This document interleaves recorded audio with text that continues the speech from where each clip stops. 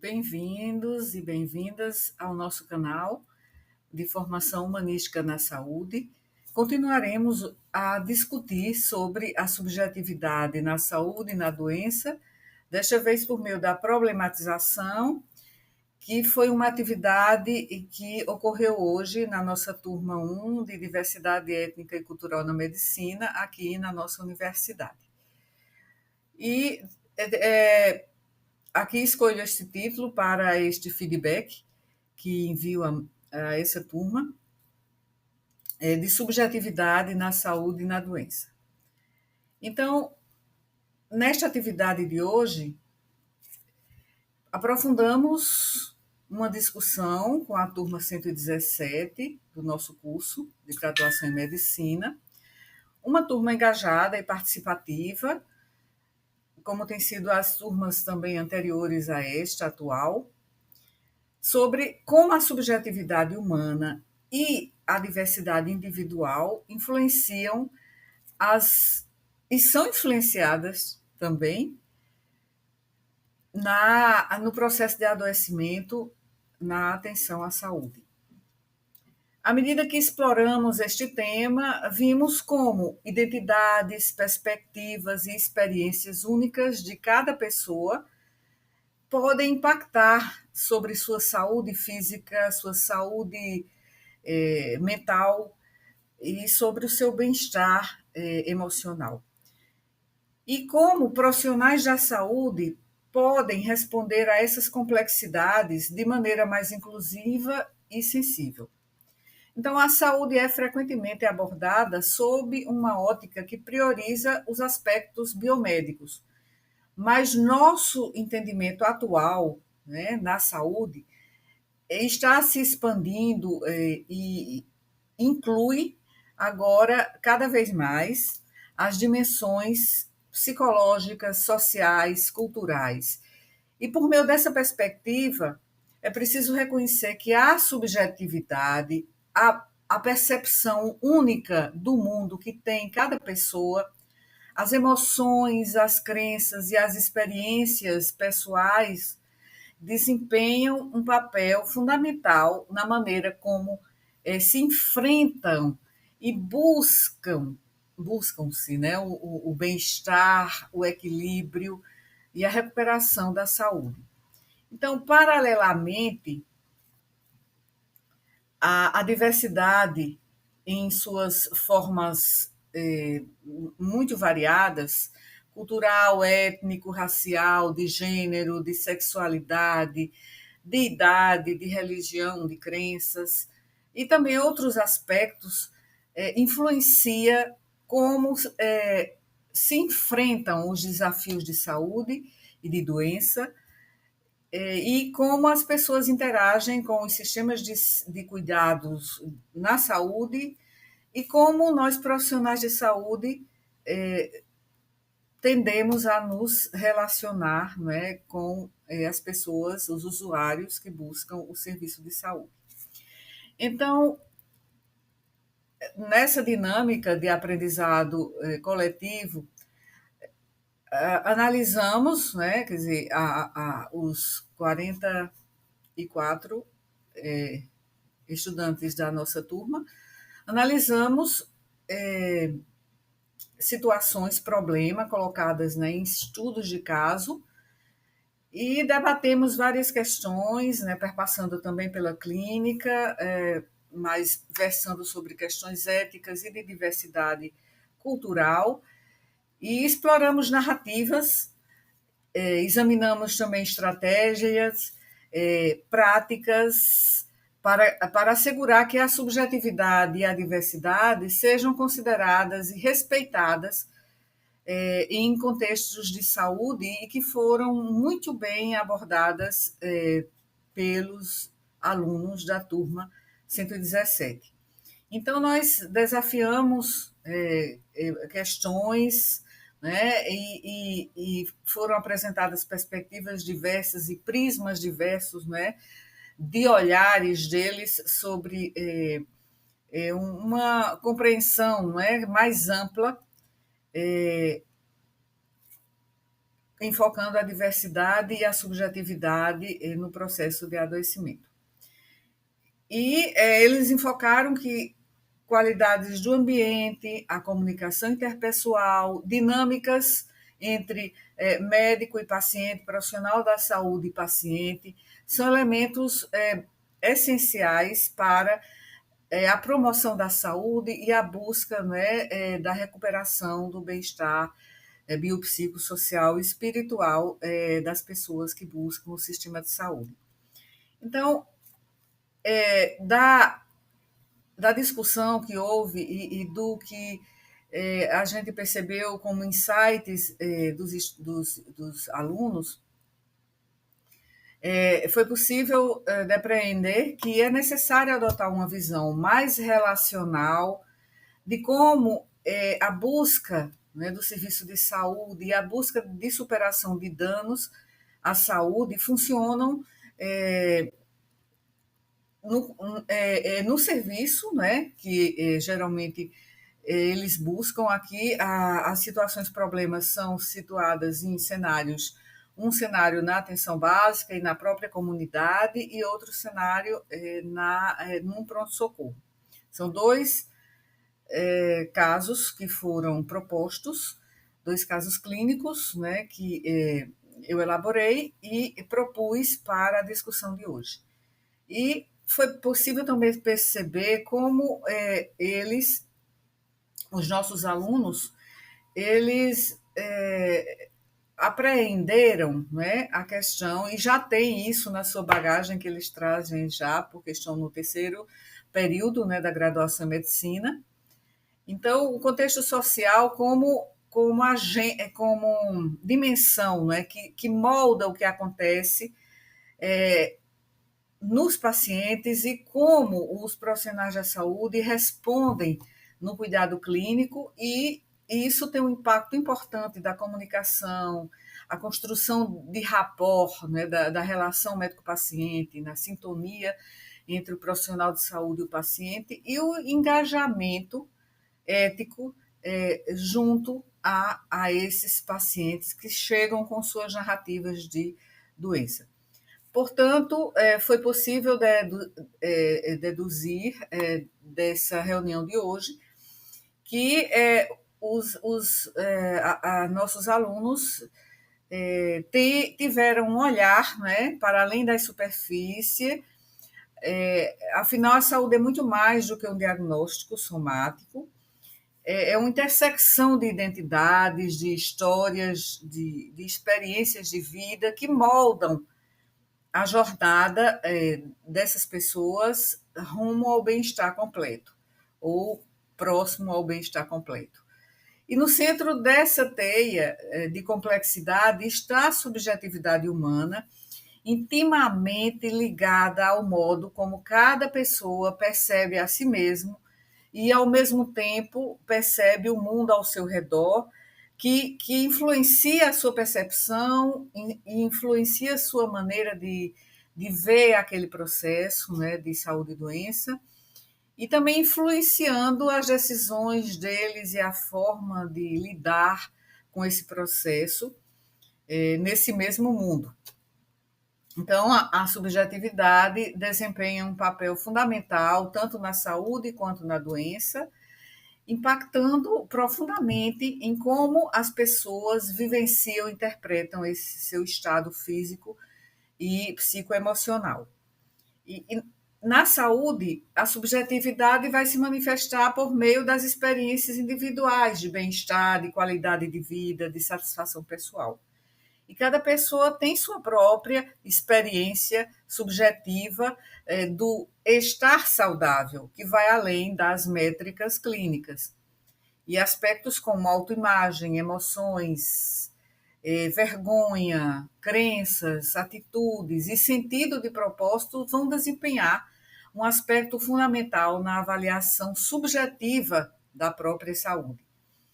Enquanto que na doença a subjetividade assume uma dimensão ainda mais complexa, porque a maneira como as pessoas enfrentam, compreendem e lidam com o adoecimento é altamente é influenciada por suas experiências de vida que são únicas, que são singulares, suas crenças culturais, seus contextos sociais, suas emoções. Então, a subjetividade desafia a abordagem objetiva da própria medicina na sua abordagem biomédica, destacando a importância de compreender as perspectivas e as necessidades individuais de cada paciente. Então, é importante que em todas as situações, essa subjetividade destaca que a saúde e a doença não podem ser reduzidos ou reduzidas a simples fatores biológicos, mas são influenciadas por uma rica tapeçaria de fatores emocionais, psicológicos, socioculturais, ambientais. Então, compreender e valorizar a subjetividade é essencial para que se construa uma relação empática e eficaz entre os profissionais de saúde e os pacientes, promovendo um cuidado mais completo e centrado no indivíduo. Recomeçando, então, ao discutir uma situação problema, uma das situações problema propostas, em que uma mulher jovem apresenta um quadro de ansiedade generalizada, ataques de pânico, alguns aspectos fundamentais foram abordados por um dos grupos formados na turma, o grupo 6, formado por Felizardo Sandraque, Letícia Araújo, Maria Eduarda, Carolina e Letícia Fonseca, sobre subjetividade em saúde, enfocando essa situação apresentada e considerando as diferentes perspectivas, como eu disse, culturais, sociais, familiares e ambientais. Então, eles começaram nesse grupo comentando as cosmovisões diferentes, né, que refletem a maneira como as pessoas percebem e interpretam o mundo ao seu redor, incluindo a saúde e a doença. Então, essas visões, como eles mencionaram, podem variar amplamente entre culturas e influenciar diretamente a forma como uma pessoa experimenta e busca tratamento para seus problemas. Também foram mencionadas as religiões e crenças diferentes, porque no contexto desse primeiro cenário proposto para discussão e análise, eles mencionaram que as religiões e as crenças espirituais desempenham um papel importante na maneira como as pessoas lidam com problemas de saúde mental e saúde de uma forma geral. Algumas tradições religiosas podem levar a quadros de ansiedade também, né, como um desafio espiritual, o que pode influenciar as escolhas de tratamento e a disposição para buscar ajuda profissional no sistema de saúde ou fora dele. A questão também da visão da família foi abordado pelo grupo 6. A percepção da família sobre a saúde mental pode afetar significativamente a autopercepção, né, no caso dessa mulher, que foi a protagonista desse cenário, e sua disposição para buscar tratamento. E em alguns casos, como no caso desse caso, as formas como a família vê, né, a questão, né, da sexualidade, a questão, né, do próprio quadro, né, que foi expresso como quadro, né, de aparente transtorno, né, de ansiedade generalizada e de quadros de ataques de pânico, podem ver aquela situação como uma manifestação espiritual que a família acredita que faz parte, né, do que essa sua integrante, é uma filha, né, dessa família, começou a manifestar. Então, também pode ver como uma fraqueza, como algo que precisa ser superado sem ajuda externa, e muitas vezes levando à estigmatização e ao isolamento dessa pessoa. Também foi mencionado o aspecto, né, psicoterápico, que muitas vezes não é bem visto pela família. A psicoterapia também pode ser vista como desconfiança, né? Com uma forma, né, em que poderia ser um último recurso, por causa do estigma associado à busca de ajuda psicológica, e isso pode ser uma barreira significativa para o tratamento, especialmente se a pessoa ou a família teme ser julgada por sua família mais alargada, né, ou a própria comunidade em que ela vive. E foi mencionado também a questão da estigmatização dentro da própria família. Então, a estigmatização dentro da família pode até agravar os sintomas de ansiedade e dificuldade para buscar ajuda profissional, buscar ajuda no serviço de atenção à saúde. Então, isso pode se constituir uma falta de apoio familiar e pode levar à sensação também de isolamento, no caso dessa mulher jovem, que foi a paciente desse primeiro cenário proposto, e leva ao isolamento, exacerbando, né, o quadro, né, de sofrimento psíquico da paciente, principalmente porque ela apresentava um quadro, uma situação fisiológica de gravidez não desejada e que possivelmente dentro, no contexto de uma família conservadora, né, de uma religião cristã, né, que vê como a gravidez indesejada, né, fora do casamento, como uma questão estigmatizante, e, por outro lado, a própria paciente com vergonha, medo, né, de compartilhar essa situação com a sua família. Então, também foi mencionado pelo grupo 6 o problema de a família não perceber seu transtorno, né, de saúde mental. Muitas vezes a família pode não reconhecer ou pode não compreender a gravidade dos problemas de transtornos mentais, muitas vezes mesmo como ansiedade, como depressão, como isolamento social. Essa falta, né, de compreensão pode resultar na negação do problema e na falha em fornecer o apoio necessário, deixando essa pessoa sem as redes de apoio de que ela precisa, nessa situação, né, de fragilidade em que ela se encontra.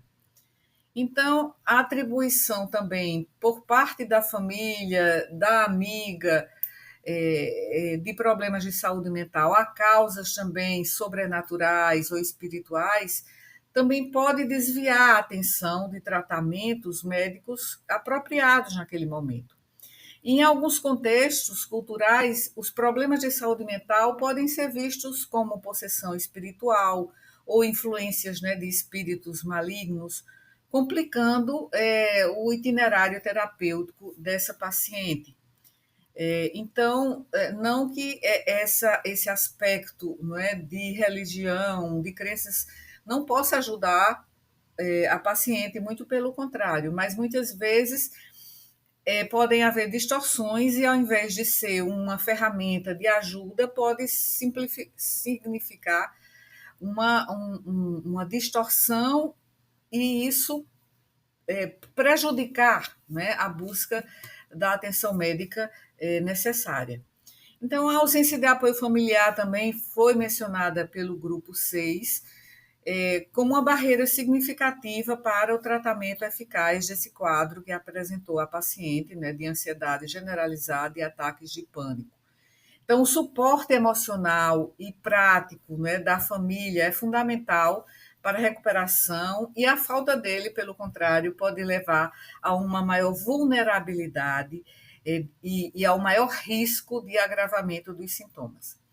Também o preconceito e a discriminação, tanto dentro da família quanto na comunidade, podem impedir a busca de tratamento, e esse preconceito pode ser baseado em estigmas culturais, religiosos ou sociais, dificultando a aceitação de uma condição de saúde mental, a aceitação também de uma condição fisiológica, como a gravidez, né, fora do casamento, em famílias conservadoras, e a busca por soluções apropriadas.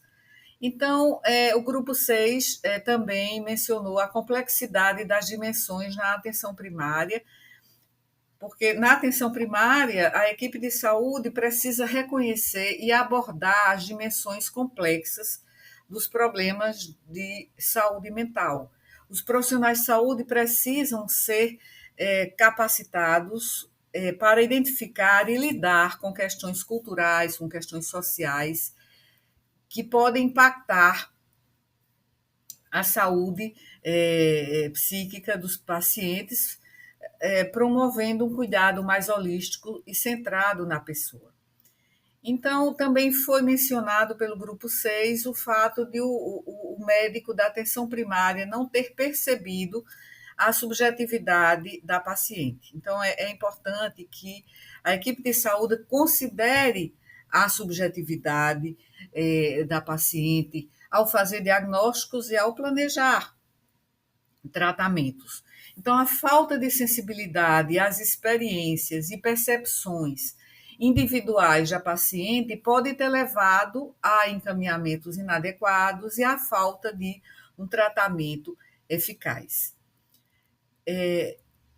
Também foi mencionado ainda pelo grupo 6 o conceito de cultura como determinante social. Então, a cultura é um determinante social fundamental na saúde e na doença, e entender as influências culturais pode ajudar os profissionais de saúde a fornecer um cuidado mais apropriado, mais eficaz a uma pessoa que busca, né, ajuda no serviço de saúde. Então, entender as influências culturais faz com que os profissionais de saúde possam proporcionar um cuidado mais apropriado, um cuidado mais eficaz, e isso inclui essas considerações, não é, relacionadas a crenças, a valores, às práticas culturais que influenciam a maneira como os indivíduos percebam e tratem transtornos de saúde mental. Também a comunicação foi mencionada entre o psiquiatra que a paciente buscou, não é? E em relação a ela, e isso é essencial para o encontro de um tratamento eficaz. Então, a falta de diálogo, de compreensão mútua, pode resultar em tratamentos inadequados e na falta da adesão ao plano terapêutico. Então, é importante que o psiquiatra do caso em questão estabelecesse uma relação de confiança, de empatia, de alteridade com a paciente, considerando suas necessidades e perspectivas individuais que são singulares, que são únicas. Então, esse conjunto de tópicos trazidos à baila pelo grupo 1 evidenciou a importância de uma abordagem interdisciplinar, culturalmente sensível no tratamento de problemas de saúde mental, reconhecendo a subjetividade e as dificuldades que o paciente apresenta e as influências culturais, sociais e familiares no bem-estar dos pacientes, no caso dessa paciente. O grupo 2, acabei fechando aqui, mas pronto. O grupo 2, analisando essa mesma situação, problema que foi proposta, o grupo 2 foi formado por Felipe, Edivaldo, Ramon, Samuel e Marcos. Eles fizeram análise já do seu ponto de vista, da sua perspectiva enquanto grupo, e que também trouxe insights valiosos, como os do grupo 6. Foi mencionado a questão, né, o aspecto de a paciente ser a primeira pessoa de sua família a obter um diploma universitário. E o que carrega um peso significativo de expectativas e de pressões. E esse contexto pode ser um fator estressante adicional, exacerbando a ansiedade dela e outras questões de saúde mental, de sofrimento psíquico. Esse marco também pode causar um sentimento de alienação ou desconexão com sua família, que é o que aparentemente aconteceu, especialmente se suas experiências e aspirações divergem, né, das tradições familiares. A paciente segue uma religião que talvez depois um outro componente do grupo mencionou, ou foi de outro grupo, agora não me lembro exatamente, mas considerando que a paciente ela acabou indo a um espaço, né, de uma religião de matriz africana, que nesse caso esse grupo considerou dessa maneira, né? Mas aí em outro grupo depois se comenta que não é que ela seja não faça parte da religião, mas que ela atendeu a um convite, né, de uma amiga para tentar resolver seus problemas, né, como problemas de natureza espiritual, sobrenatural. Então, essa crença valoriza a intervenção, né, de entidades sobrenaturais, né, orixás e outros elementos espirituais da religião. A afirmação, né, de que, por exemplo, essas entidades sobrenaturais, né, podem ajudar é um reflexo da cosmovisão, né, das pessoas ao buscarem ajuda espiritual, que é uma forma de apoio, né, legítima para as pessoas. No entanto, a paciente também buscou ajuda no serviço de atenção à saúde oficial. Então, é importante que os alunos desse grupo também entenderam que é importante se respeitar e compreender essas crenças, sem impor, né, o profissional de saúde não impõe as suas próprias convicções, garantindo que o cuidado seja culturalmente sensível e eficaz. Então, também o grupo 2, né, esse é o grupo 2, que ainda analisou e discutiu a situação, o problema que chamamos de né, da jovem com um quadro, né, de uma crise vital importante e apresentando um quadro que aparentava ser de um sofrimento psíquico agudo, né, com ansiedade e ataques de pânico. Então, os alunos deste grupo, do grupo 2, consideraram também a gravidez secreta, né, em uma família conservadora. Né? Foi um aspecto também, um insight muito importante deles, porque a paciente está grávida, mas sua família, que é conservadora, não sabe dessa condição. Então, o medo do julgamento e das repercussões dentro do contexto familiar pode ter sido um gatilho significativo para transtornos de ansiedade, de pânico e até de psicose, né, de quadros psicóticos. Porque no quadro apresentado pela paciente não havia sintomas que sugeriam, né, manifestações nesse sentido, né, alucinatórias.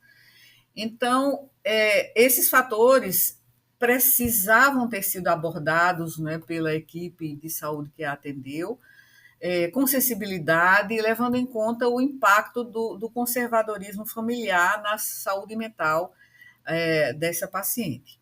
Então, como futuros médicos, né, esses estudantes, né, consideraram de forma bastante arguta, não é, bastante sensível, que é imperativo não impor as crenças profissionais, pessoais, em contraposição às da paciente. E em casos, por exemplo, como foi considerado pela própria família dessa paciente, de possessão espiritual percebida, como um dos colaboradores desse grupo, né, de aprendizagem, ele mencionou e citou o exemplo, né, de um tio, né, que em uma situação que ocorreu em um bar, né, em uma vivência que ele tinha, que os casos de possessão deveriam ser tratados na chibata, né? Isso aí foi um elemento anedótico que surgiu na discussão, que é muito importante, né, em que os alunos possam relacionar com vivências deles, né, ou que ocorreram em experiências anteriores que eles tiveram, né, por meio de narrativas ou de outros registros. Então, é fundamental que o médico haja como mediador da maneira mais sem julgamento possível, ajudando, né, no caso dessa paciente, a encontrar um equilíbrio entre suas crenças e a intervenção necessária em sua saúde. Então, o sentimento de ameaça, né, e também que a paciente apresentava a sensação de morte iminente, né, por causa do seu próprio quadro de transtorno do pânico, ela sentia que devia ser, digamos assim, um quadro grave, né? E esse caso ele precisava ser abordado, né, com empatia e compreensão, e a equipe de saúde desempenhando um papel, né, fundamental na mediação e na resolução do problema dessa paciente. Então, também foi considerada a questão da desconstrução de preconceitos. Então, o médico deveria ajudar a desconstruir os preconceitos em relação à abordagem psiquiátrica.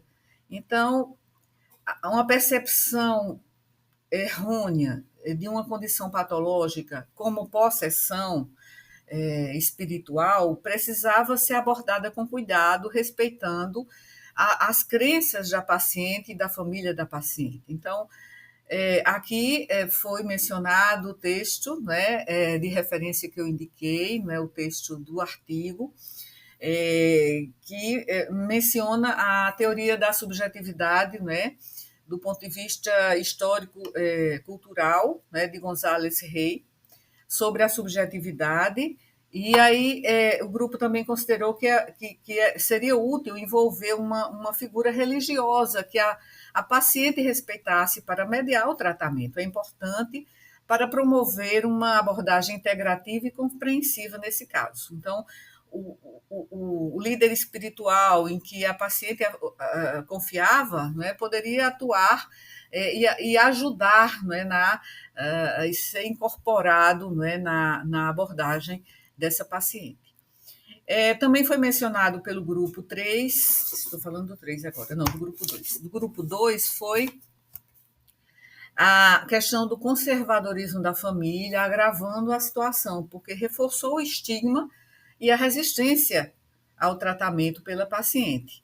Então, a falta de apoio, de compreensão dentro do núcleo familiar pode perpetuar o problema, agravá-lo, dificultando a busca e a demora, né, o atraso na busca de soluções efetivas.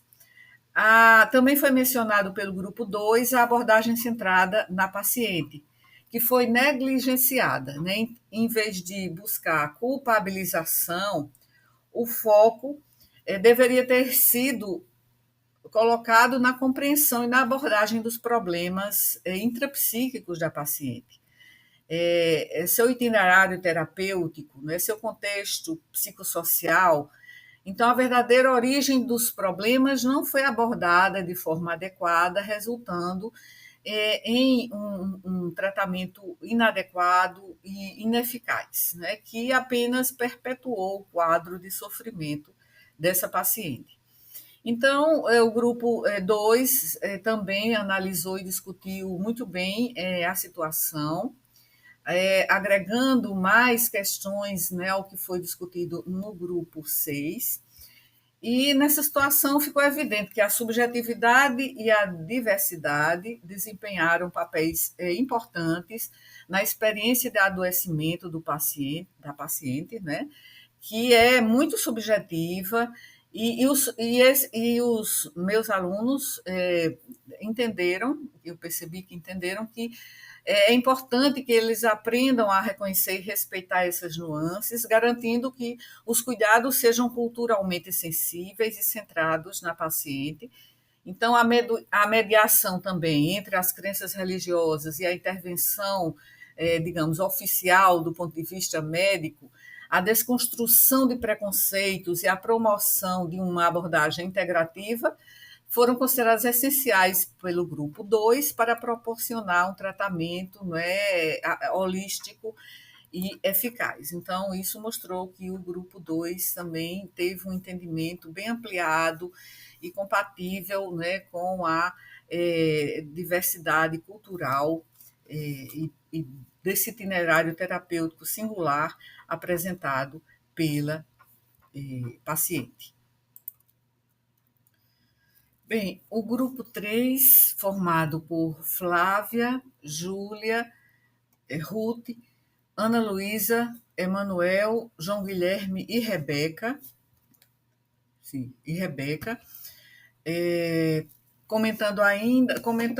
analisando e discutindo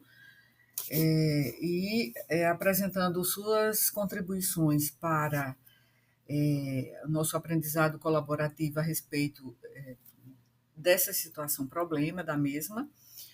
Eles consideraram que deveria ter havido a mediação pelo médico, pela equipe de saúde, na busca de soluções para essa paciente. Então, o médico deveria ter assumido um papel de mediador na busca de soluções, atuando como um facilitador que ajuda a integrar as várias dimensões da experiência da paciente. Então, isso incluiria considerar não apenas o tratamento médico, mas também a relevância das crenças religiosas e o contexto social dela. Também foram relatados casos, né, de mencionados exemplos de intervenção com líderes religiosos. Casos relatados de pacientes que recorreram à psiquiatria e receberam uma orientação paralela, né, de seus pastores para descartar todos os medicamentos em uso e evidenciaram, assim, a necessidade de um diálogo aberto entre profissionais de saúde e líderes religiosos. Então, um exemplo positivo apresentado foi a de uma médica que conversou com o pastor da igreja do paciente para obter colaboração, demonstrando assim que a cooperação entre a equipe de saúde oficial e a religião pode beneficiar o paciente e promovendo um tratamento mais holístico e culturalmente sensível. Também foi mencionado pelo grupo 3 a interseção da família, assim como o apoio de amigos, colegas e outras redes de apoio dessa paciente, porque ela parecia desamparada e parecia impotente, né? Então, é fundamental para a recuperação e o seu bem-estar que houvesse uma rede de apoio. A rede de apoio é extremamente importante. E a rede de apoio também inclui a própria equipe de saúde, o centro de saúde, né? Então, a integração dessas redes, tanto da igreja quanto dos amigos, dos amigos da própria faculdade que a paciente acabara de concluir, a equipe de saúde, a família, né? Então, a integração dessas redes poderia fornecer um suporte emocional e prático reduzindo o isolamento e promovendo uma melhor resiliência dessa paciente. Então, também o grupo 3 mencionou teorias sociológicas de Durkheim, Emily Durkheim, sobre esferas sociais, né, destacando a importância de se considerarem múltiplas dimensões da vida do indivíduo. Então, focar exclusivamente em uma esfera, como a da medicina, pode limitar a compreensão completa do problema. É essencial também, como eles mostraram, como eles mencionaram, a abordagem da situação de maneira holística, incluindo aspectos socioculturais, espirituais e psicológicos, né, emocionais. Também foi mencionado pelo grupo 3 a desvinculação da faculdade pela paciente. Ela tinha se desvinculado da universidade, perdendo uma parte significativa, né, de sua identidade e rede de suporte. Então, essa desconexão pode ter agravado o seu estado emocional e psicológico, né, e de sofrimento psíquico, contribuindo para um sentimento de isolamento, de desamparo e de desespero, como compatível com o que foi dito anteriormente em relação às redes de suporte social. Também foi mencionado o dilema entre considerar a experiência da paciente como espiritual ou clínica. Então, eles mencionaram, elas também mencionaram a abordagem, né, dessa questão com sensibilidade, porque ambas as perspectivas são importantes e podem trazer subsídios, né, para a compreensão completa da situação. Também foi mencionado pelo grupo 3 o medo, né, da paciente em revelar a gravidez. Então, o medo de revelar a gravidez indesejada, né, devido à possível reação da família e da comunidade, ou seja, o olhar alheio, né, o julgamento alheio, também foi um fator significativo de estresse, né, para essa paciente. O julgamento, a estigmatização, né, associados a essa revelação, em uma família conservadora, podem ter intensificado a ansiedade e o sentimento de culpa dessa paciente. Também foi mencionado o envolvimento de colegas, né,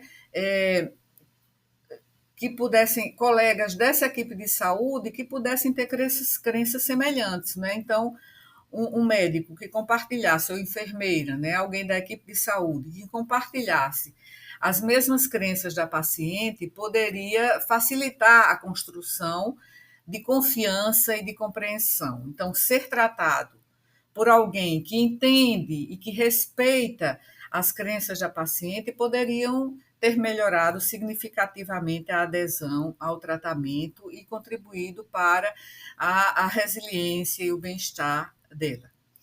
Também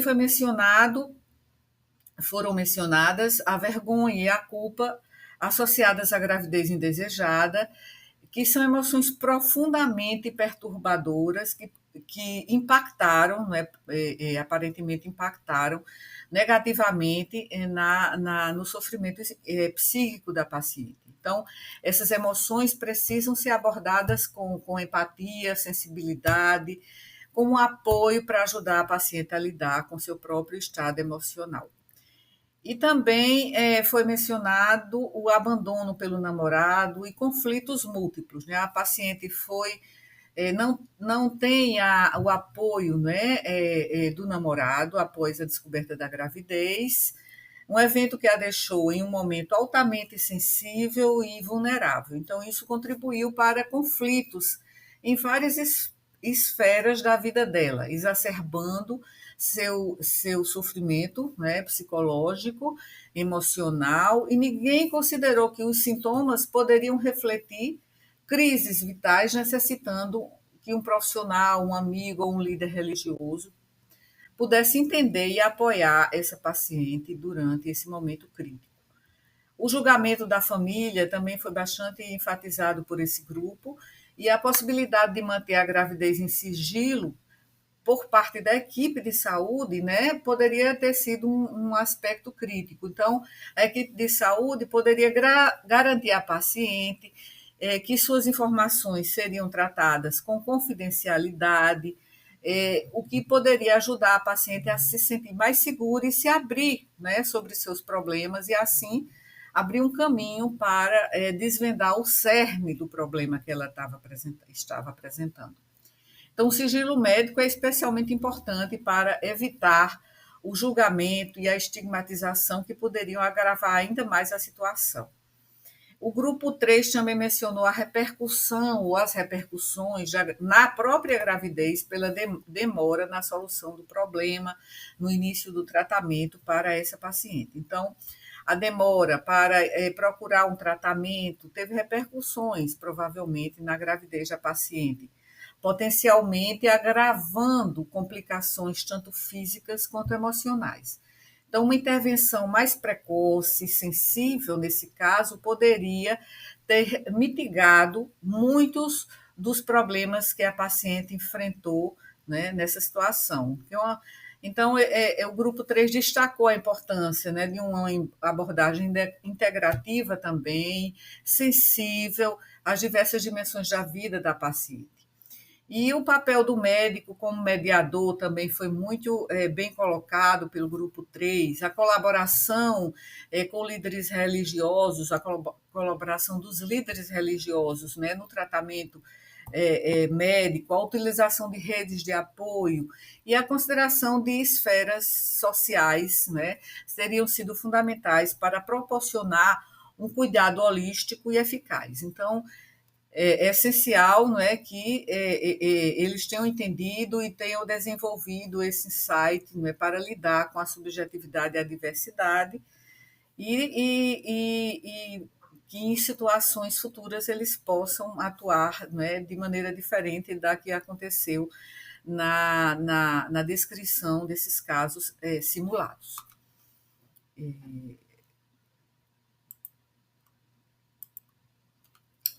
Bem, então, agora o grupo 4, formado por Jalisson, Fernanda, Emily, Isadora e Mabel.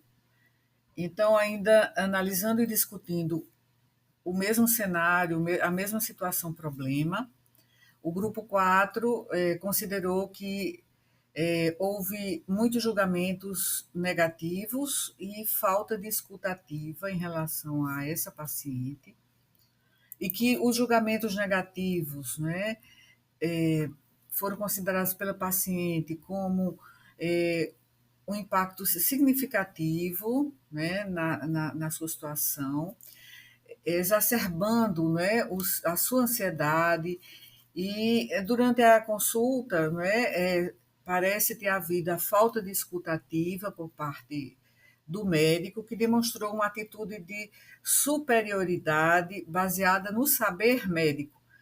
Então, isso contribuiu para afastar a paciente da unidade de saúde, e esse comportamento do médico invalidou a experiência da paciente, a sua subjetividade, desconsiderando suas necessidades, suas perspectivas, o que foi altamente prejudicial, né, na conduta dessa situação. Né? Então, não foi uma abordagem centrada na paciente e nem de perto a equipe, do caso de saúde oficial, chegou, né, no cerne, né, do problema da paciente. Também foi mencionado pelo grupo 4 a intervenção, né, do pastor, que sugeriu que a paciente estava possuída, né, por entidades sobrenaturais, e isso piorou sua situação, ao reforçar a ideia de que seus sintomas de ansiedade e de ataques de pânico tinham uma origem sobrenatural. Então, é fundamental que os profissionais de saúde entendam o papel significativo que a religião e a espiritualidade desempenham na vida dos seus clientes. Né? No entanto, é igualmente importante que o tratamento médico seja conciliado, como já dito anteriormente, com essas crenças, de maneira a não reforçar também diagnósticos errôneos e prejudiciais. Também foi mencionado pelos alunos do grupo 4, a questão da conciliação do tratamento médico, né, com crenças religiosas, né, que para proporcionar um cuidado assim integrativo, o médico deveria ter buscado conciliar, né, o tratamento médico com a religião, que a religião molda os pensamentos, as ideias, as perspectivas do paciente. Então, é necessário reconhecer que manifestações atribuídas às causas sobrenaturais, principalmente, né, em contextos religiosos, podem não ter uma natureza clínica, né, mas podem ser uma reprodução, né, de crenças sugeridas à própria paciente, de que aquelas manifestações seriam expressões, né, de possessão, né, de entidades sobrenaturais. Então, é importante também fazer essa distinção. Também foi mencionado pelo grupo 4 a questão da própria ansiedade e os ataques, né, de pânico interpretados como possessão, que na verdade eram sintomas de ansiedade generalizada, de vergonha, de medo, de culpa, de ataques de pânico, foram erroneamente interpretados como possessão sobrenatural. Então, a religiosidade, ao moldar a percepção da paciente, pode ter transformado manifestações clínicas, né, de ansiedade, de síndrome de pânico, em questões espirituais, aparentemente espirituais. Né? Então, ela pode ter reproduzido, não é, a questão, não é, por sugestão. E esse equívoco não apenas pode ter retardado a busca de um tratamento adequado, mas também aprofundou, não é, o sofrimento dela. Então, o grupo 4 também mencionou o impacto do abandono pelo pai da criança, né, e questões de gênero.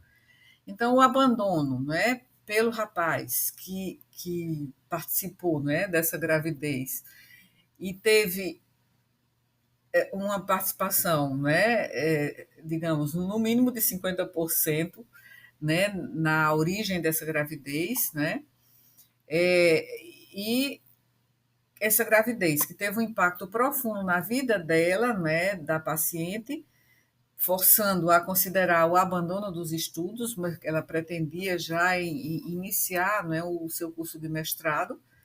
Então, essa situação dela destaca questões de gênero, né, em que a responsabilidade e as consequências da gravidez recaem desproporcionalmente sobre a mulher. Então, é necessário que se reconheça e se aborde essa desigualdade de gênero, proporcionando à mulher suporte adequado para continuar sua educação e buscar seu bem-estar enquanto ela segue ou não, né, com essa outra situação representada pela gravidez. A abertura também para novas formas de tratamento e a busca de redes de apoio social também foi mencionado pelo grupo 4, porque eles consideraram fundamental que a paciente fosse incentivada a se abrir para novas formas de tratamento e que suas redes de apoio social pudessem ser reforçadas. Então, sem um apoio social adequado, incluindo suporte material e emocional, ela correria o risco de se isolar ainda mais, né, de não tendo esse suporte, acabar até tendo problemas na sua gravidez, até perder, né, haver um abortamento. Então, o médico poderia ter atuado não apenas como provedor do tratamento clínico, mas também como facilitador do acesso a outras formas de suporte social. Então, esse grupo também teve um insight muito interessante, considerando a equipe de saúde e um médico em especial como um apoio social importante. Né? Então, o médico poderia oferecer orientação e recursos que poderiam ir além do tratamento médico tradicional. Então, reconhecer, por exemplo, a necessidade de suporte material para a paciente, que poderia incluir ajuda financeira, aconselhamento e assistência na construção de uma rede de apoio sólida, seria essencial para promover uma recuperação, né, mais rápida e abrangente e sustentável para essa mulher, né? Então, esse apoio poderia ser buscado, né, em serviços de apoio social, de serviços, né, social na própria comunidade.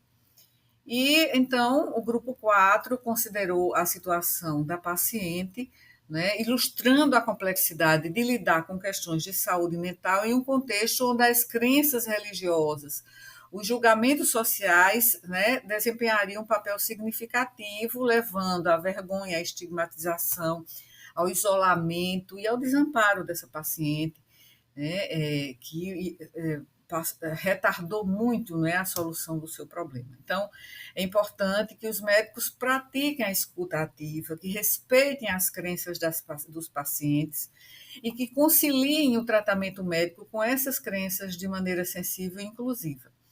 Além, né, disso, poderiam atuar, né, os profissionais de saúde como apoiadores sociais que eles são, né, que somos, facilitando o acesso a redes de suporte e oferecendo uma abordagem holística que reconhecesse e abordasse as múltiplas dimensões da vida da paciente. Então, agora encerro as discussões que houve em relação à situação problema 1, né, dessa mulher, né, que apresentou transtornos, né, de sofrimento psíquico importante em meio a uma telha, né, bastante telha, não, teia, a uma teia bem complexa, né, de problemas, né, que foram se avolumando e ela simplesmente sentiu-se perdendo o equilíbrio, o controle da situação e o que só piorou a sua situação e retardou a busca de soluções. Então, a outra situação trarei o feedback em outro vídeo. Então, até breve, e assim finalizo este vídeo de feedback para a nossa discussão de hoje na aula de diversidade étnica e cultural em medicina.